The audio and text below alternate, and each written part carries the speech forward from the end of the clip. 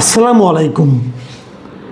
প্রিয় দর্শক, বাংলাদেশের রাজনীতিতে আওয়ামী লীগের বর্তমানে কী অবস্থা, আওয়ামী লীগ আগামীতে কী অবস্থায় থাকবে, আওয়ামী লীগকে আদৌ ফিরে আসতে পারবে কি না, ফিরে আসলে কীভাবে আসবে, বর্তমান নেতৃত্ব যেটা ছিল সর্বশেষ শেখ হাসিনার নেতৃত্বে যে সমস্ত মন্ত্রীরা ছিলেন যারা দেশ ছেড়ে পালিয়ে গেছেন, তারা সহই কি আওয়ামী লীগ আসবে নাকি নতুন নেতৃত্বে আওয়ামী লীগ আসবে, এ সমস্ত প্রশ্ন গত বেশ কিছুদিন ধরেই নানা মহলে আলোচনা হচ্ছে।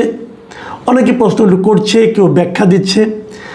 আজকে আমি এটা নিয়ে আলোচনা করছি এই কারণে যে দৈনিক প্রথম আলো গত বেশ কয়েকদিন ধরেই সম্ভবত 20 তারিখ থেকে তারা ধারাবাহিকভাবে রাজনীতির হালচাল নামে একটা সিরিজ রিপোর্ট প্রকাশ করছে এবং সেখানে কোন দলের কী অবস্থা, কোন দলের কী রাজনীতি চলছে, এগুলো নিয়ে এক একদিন এক একজনের বিষয়ে লেখা হচ্ছে। এটার 5 পর্বের এই সিরিজের শেষ পর্ব আজকে প্রকাশিত হয়েছে এবং সেখানে তারা শিরোনাম করেছে রিফাইন্ড আওয়ামী লীগে সায় নেই, অপেক্ষাতেই দল।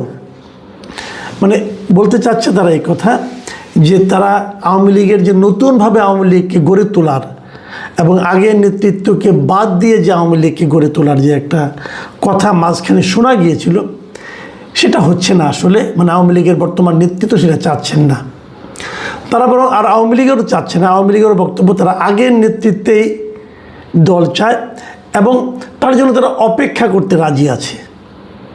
এই হলো রিপোর্টের শিরোনাম এবং বেশ বড় রিপোর্ট, আপনারা পড়তে পারেন। নানা ধরনের বিশ্লেষণ ওনারা করেছেন। মিস্টার আনোয়ার হোসেন এই রিপোর্টে লিখেছেন। ভালো, রিপোর্টটা অতটা আমার কাছে মন্দ লাগেনি, ভালো। হয়তো উনি, আমার ধারণা, এই রিপোর্টটা করতে যে উনি বিদেশে থাকা বেশ কিছু আওয়ামী লীগের নেতৃত্বের সঙ্গে কথা বলেছেন, এটা হলো আমার ধারণা এবং তাদের কথার উপর ভিত্তি করে রিপোর্টটা লেখা হয়েছে। এবং আমার কাছে এটাও মনে হয়েছে যে বিকল্প চিন্তা যারা করছেন তাদের খুব বেশি লোককে এখানে ইনক্লুড করা হয় না এই রিপোর্টটা করতে যেয়ে। এটা আমার ধারণা। আমার ধারণা ভুলও হতে পারে, বাট আমি এরকমই মনে করি লেখাটা পড়ে। এবং এই যে বাস্তবতাটা, আমি নিজে পার্সোনালি মনে করি এই বাস্তবতাটা আসলে হয়তো কিছুটা আছে, এটা হয়তো আগামীতে আরও বাড়িয়ে তোলা হবে। কিন্তু আমি নিজে শেখ হাসিনার নেতৃত্বে আবার আগের মতোই, আগের নেতৃত্ব নিয়েই আওয়ামী লীগ বাংলাদেশে ফিরে আসবে, এই তত্ত্বে আসলে আমি পার্সোনালি বিশ্বাস করি না। আমি কেন করি না সেগুলো নিয়ে আপনাদের সঙ্গে একটু আমি কথা বলতে চাই। এতে হয়তো অনেকে দুঃখিত হবেন, বিরক্ত হবেন, হতে পারেন। ভাই, আমি যেটা মনে করি সেটা আমি বলি। আমি কি চাই না চাই সে আলোচনা কিন্তু হচ্ছে না। আলোচনা হচ্ছে কেন হবে না বলে আমি মনে করি, বাস্তবতার আলোকে কেন মনে করি সে কথাটাই আমি বলতে চাচ্ছি। দেখুন, বাংলাদেশে আওয়ামী লীগ ফিরে আসবে অথবা আওয়ামী লীগ ফিরে আসুক, এই লাইনে কথা বলার লোকই এখন কম। কেন কম? এই কথা বলতে গিয়ে কোনো বাধা আছে, কোনো আইনগত সমস্যা আছে? নেই। কেন নেই?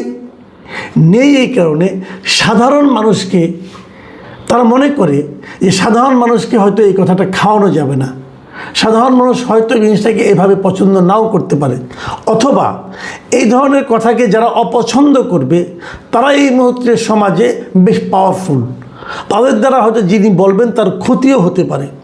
এই ধরনের একটা ধারণার কারণে এই আলোচনাগুলি খুব একটা হয় না। কিন্তু আমি নিজে পার্সোনালি বহুবার বলেছি যে বাংলাদেশে যে আওয়ামী লীগ ফিরবে এটা অবধারিত, এটা হতেই হবে। এই কারণে এই দলের অনেক নেতা কর্মী সমর্থক আছে যারা দেশে আছে, যারা দেশ ছেড়ে পালিয়ে যায়নি। পালিয়ে লোকে কখন যায় বলেন তো? পালিয়ে লোকে তখন যায় কয়েকটা কারণ থাকে। প্রথমত হলো ওনার ভেতরে নিজের মধ্যে কোনো অপরাধ বোধ কাজ করে, তখন পালিয়ে যায়। উনি প্রচুর চুরিচামারি করেছেন, ধান্দাবাজি করেছেন, অত্যাচার করেছেন। সেই অত্যাচারগুলো, ধান্দাবাজিরগুলো মানে আপনার একটা প্রতিহিংসা জনিত কারণে কেউ তার উপর চড়াও হতে পারে, এই ভয়ে উনি আগে পালিয়ে যান। নিজের মধ্যে একদম অপরাধবোধ না থাকলে কেউ পালিয়ে যাবে এটা আমি মনে করি না। প্রথমত এটা। দ্বিতীয়ত, তারা মনে করেন যে তারা অনেক ইনকাম করেছেন, এই বয়সে এসে যদি ইনকামের টাকাগুলো ভোগই করতে না পারে, যদি জেলখানায় থাকতে হয়, যদি সেটা ভোগই করতে না পারে, তাহলে এত কষ্ট করে এত রিস্ক দিয়ে ইনকাম করে লাভটা কী হলো? অতএব ওই টাকাগুলি ভোগ করার জন্য তারা বিদেশে চলে যায় এবং বিদেশে বসে আরাম এসে দিন কাটায়। অনেকে কিন্তু বলেন যারা বিদেশে আছে খুব কষ্টে আছে, আমি পার্সোনালি এটা মনে করি না। আমি মনে করি যারা বিদেশে আছেন কষ্টে যারা থাকবেন, মানে বিদেশে গিয়ে আমি কি করব, কি খাবো, এই চিন্তা যারা করবেন তারা বিদেশে পালিয়ে যাবেন না, এটাই স্বাভাবিক। আওয়ামী লীগের পতনের পর আওয়ামী লীগ বিদেশে যখন চলে গিয়েছিল অনেকে আছে আমার, মানে আমি বিভিন্ন কারণে আমি কমপক্ষে 3টা দেশে আমি গিয়েছিলাম আমার ব্যক্তিগত কাজে, এবং আমি 3 দেশেই প্রচুর আওয়ামী লীগের নেতাকর্মীকে দেখেছি এবং তারা কেউই ওখানকার চাল চলনে আমার চেয়ে খারাপ ছিল না। আমি তো 2 দিনের জন্য বেড়াইতে গেছি, হয়তো কোনো একটা কাজে গেছি, তো 2 দিনের জন্য যখন কেউ যায় তখন সে কিন্তু একটু হাত তোলার ওখানে কৃপণতা করে না, কিন্তু তাদের চাল চলন আমার কাছে আমার চেয়েও ভালো অবস্থায় আছেন বলে আমার এটা মনে হয়েছে। কাজেই তাদের টাকা পয়সার অভাব হলে তারা বিদেশে যেত না, তারা দেশেই থাকতো, জেলখানায় থাকতো। জেলখানায় কি আওয়ামী লীগের লোকজন নাই? অনেক লোক আওয়ামী লীগের জেলখানা তো আওয়ামী লীগের লোকজন দিয়ে ভরে ফেলা হয়েছে। তো তারা কি বেঁচে নাই? তারা কষ্টে আছে, কোনো সন্দেহ নাই, কিন্তু তারা বেঁচে আছে। তাহলে এই যে লোকগুলি আওয়ামী লীগের দেশে থাকা অনেক লোককে আমি বলতে শুনেছি, তারা বলেছেন যে এই লোকগুলো আমরা কিভাবে থাকবো দেশে, আমাদের কি হবে না হবে এগুলো চিন্তা না করে তারা আমাদেরকে ফেলে রেখে দায়িত্বহীনের মতো তারা দেশের বাইরে চলে গেছে। কাজেই তাদের প্রতি এই দেশের মানুষের, বিশেষ করে তার দলের লোকদের কোনো সহানুভূতি, কোনো ভালোবাসা আছে বলে আমি মনে করি না। কিন্তু আমি আবার এটাও দেখেছি স্থানীয় লোক যারা আছেন তারা আবার শেখ হাসিনাকে চান, কিন্তু তারা মনে করেন শেখ হাসিনা বিকল্পহীন এবং শেখ হাসিনার কোনো বিকল্প নেই, শেখ হাসিনা না থাকলে দলটাকে ঐক্যবদ্ধ রাখা যাবে না, এমন ভাবনাও কিন্তু দেশের অনেক আওয়ামী লীগের লোকজন ভাবেন। তারা শেখ হাসিনাকে নিয়ে আওয়ামী লীগ পুনর্গঠিত হোক এটা চান, কিন্তু শেখ হাসিনার সঙ্গে শেখ তাপস আসবে, তারপরে বাহাউদ্দিন নাসিম আসবে, শেখ হাসিনা আত্মীয় স্বজনরা শেখ হেলাল, তারপরে আপনার মানে শেখ সেলিম, এরা সব আইসে নিয়ে আবার আগের মতো রাজত্ব করবে, এটা চায় না এখানকার মানুষ। কারণ এই লোকগুলোর সুনাম নাই। বরিশালে যেন সেনিয়াবত ফ্যামিলি, এদের কোনো সুনাম নাই, এরা শেখ হাসিনা পরিবারের লোক, শেখ পরিবারের লোক, এটি তাদের জন্য একমাত্র যোগ্যতা। তো এই লোক যদি এখানকার লোক চায় বলে আমার কাছে মনে হয়নি। হয়তো আমি সবার সঙ্গে তো মিশতে পারিনি, আমার সঙ্গে যে কদিনে দেখা হয়েছে বিভিন্ন সময়, সেখানে নেতা পর্যায়ের লোক যেমন ছিল, একদম মাঠ পর্যায়ের লোকও ছিল, এবং তাদের মুখে বলতে শুনেছি আমি এই কথাগুলো। ভাবুন আপনার একটা কথা, শেখ তাপস ঢাকা দক্ষিণের মেয়র ছিলেন, কেমন ছিলেন লোকটা বলেন তো আপনারা ভাই? ওনার ভক্ত যদি কেউ থাকেন আমাকে কমেন্ট করবেন প্লিজ। ওনার ভক্তরা বলবেন যে ওনাকে আপনার কেন ভালো লাগতো, ওনাকে আপনার কেন ভালো লাগতো, এরকম 2টো কারণ বললে আমি খুশি হব, এবং আগামীতে আমি এটা নিয়ে একটা প্রোগ্রামই করবো যে ওনাকে এই কারণে ওনার ভালো লাগতো। তো এই লোক তো ওনার আসলে পরে, ওনার ফুপো আসলে পরে উনি আবার পাওয়ারফুল হয়ে যাবেন। তো এইগুলি হলো গিয়ে আওয়ামী লীগের অবস্থা। কিন্তু তারপরেও যে জিনিসটা এখন আমরা দেখতে পাচ্ছি এবং এই রিপোর্টেও যেটা আছে, এই পলাতক নেতৃত্ব যারা আছে তাদের নিয়েই নাকি শেখ হাসিনা ভাবছেন যে আবার দেশে ফিরে আসে আবার এই আওয়ামী লীগ করবেন, এবং তারা অপেক্ষা করছেন।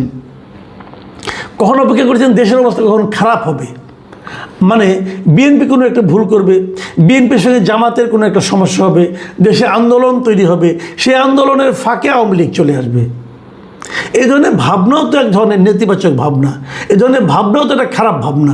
দেখুন আমি একটা কথা বলি, আমার নিজের যেটা মানে অভিমত, সেটা হলো দেশের সরকার যেই থাকুক, সরকার প্রধান কী আছে আমার জানার দরকার নেই, আমি সবসময় চাই সরকার ভালো করুক। কী কারণে চাই? আমি যেহেতু কোনো দল করি না, কাজে অন্য দলকে আনার জন্য আমার কোনো মানে তাগিদ নাই।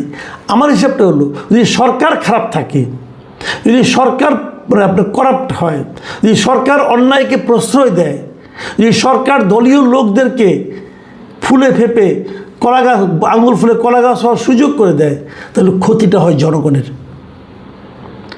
সরকারি পর্যায়ে যে কোনো অন্যায়ের জন্য ক্ষতি হয় জনগণের। জনগণ মানে আমি জনগণের ক্ষতিটা চাই না। আমি চাই প্রত্যেকটা সরকারি ভালো চলুক, ভালো চালাক, এবং আগামীতে নতুন সরকার আসবে এই বিবেচনায় যে এরা যতটা ভালো চালাচ্ছে নতুন সরকার তার চেয়েও বেশি ভালো চালাতে পারবে, এই প্রত্যাশায় আমরা নতুন কাউকে আনব। কিন্তু এরা খারাপ করবে, অতএব ওইটা আরেকটা আসবে, এটা আমরা চাই না। আমরা দেখেছি এটা চাইতে যে কী হয়েছে জানেন, এটা চাইতে যে হয়েছে প্রতিবার দেখেছি আগের চেয়ে খারাপটা আসছে, এটা আমরা দেখেছি। কিন্তু ওইটা আমরা চাই না, আমরা চাই সরকার ভালো চলুক এবং নতুন যারা আসবে তারা ভালোর প্রতিযোগিতায় দিয়ে আসুক। কিন্তু ওনারা চাচ্ছেন যে এই সরকার খারাপ করবে, খারাপ করলে পরে তারপরে আমরা ওই চান্সে ঢুকবো। মানে মানুষের কষ্ট বাড়বে, তখন মানুষ এদেরকে ফেলে দিবে, তখন চান্সে আমরা ঢুকে যাব, আমরা ঢুকে আবার আমাদের মতোই কাজ চালাবো। এই জিনিসটা আমরা চাই না। আওয়ামী লীগ আসুক, আওয়ামী লীগ রাজনীতিতে আসুক, আওয়ামী লীগ রাজনীতিতে জনগণের কাছে তার নিয়ে যাক, ম্যান্ডেট নিয়ে যাক। যদি জনগণ আওয়ামী লীগকে সাপোর্ট করে আওয়ামী লীগ আসবে, কিন্তু সেটা ভালোর কম্পিটিশন দিয়ে হোক। আওয়ামী লীগ যে কাজটা করেছিল গত 17 বছর 15 বছরে, আমি জানি না কার কি মত, আমি নিজে কিন্তু আওয়ামী লীগের এই পতনকে আমি কিন্তু দুঃখিত হইনি, আমি খুশি হয়েছি। আমি মনে করি আওয়ামী লীগের জন্য এই পতনটা জরুরি ছিল। তখন এই পতনটা না হলে অন্যদের শিক্ষা হতো না, কিন্তু শিক্ষা হয়নি, আমি জানি অনেকেরই শিক্ষা হয়নি। কিন্তু আমরা আশা করব এই উদাহরণটার কথা তারা মনে রাখবেন, যে একটা সরকার যখন স্বৈরাচারী হয়ে যায়, একটা সরকার যখন সকল মহলের উপর এক ধরনের নিষ্পেষণ চালায়, একটা সরকার যখন নিজস্ব একটা সিন্ডিকেট তৈরি করে অপরাধের জন্য, অন্যায়ের জন্য, একটা দেশে যখন বিচারহীনতার সংস্কৃতি চালু হয়, ভয়ের সংস্কৃতি চালু হয় এবং গণতন্ত্র ভুলণ্ঠিত হয়, তার এরকম পরিণতি হওয়া প্রয়োজন। সেটাই হয়েছিল। কিন্তু দুর্ভাগ্যজনক যেটা, যারা বিশেষ করে যারা বিদেশে আছেন তাদের মধ্যে কিন্তু আওয়ামী লীগের এই কৃতকর্ম নিয়ে কোনো ধরনের অনুশোচনা নেই। আমি বটম লাইনে আসি। একটু আগে বলেছি যে আমাদের দেশে যারা আওয়ামী লীগ করেন তাদের মধ্যে একটা জিনিস আমি দেখেছি, যে তারা বলেন যে আওয়ামী লীগের মধ্যে আসুক,